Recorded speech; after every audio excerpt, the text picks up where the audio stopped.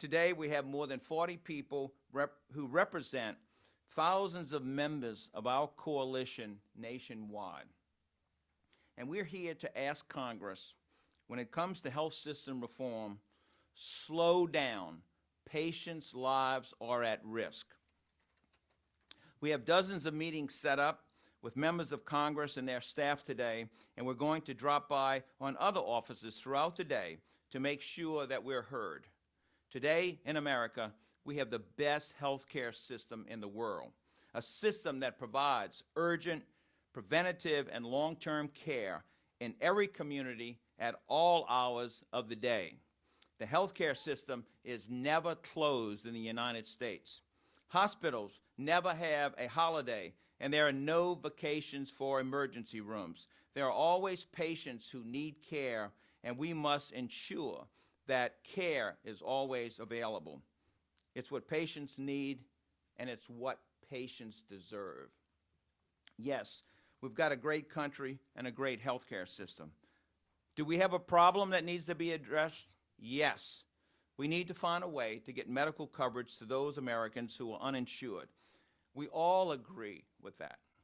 But here in the United States, more than 250 million people have some sort of health insurance, and the vast majority of Americans like their coverage, and they like and trust their doctor.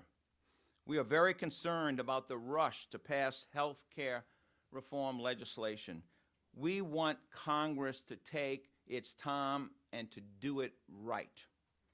When I was performing surgery, I wasn't worried about finishing the operation quickly. I was concerned about getting the job done right. Lives depended on it.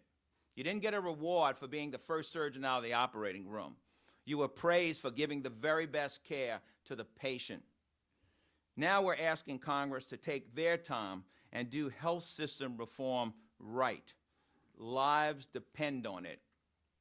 Congress must work together to build a bipartisan solution that helps the uninsured get the health care coverage they need without negatively impacting the hundreds of millions of Americans happy with the coverage they have. Specifically, a government-run, quote, public option would have an inherent advantage in the marketplace, and according to the Lewin Group, lead to 119 million people losing their private insurance.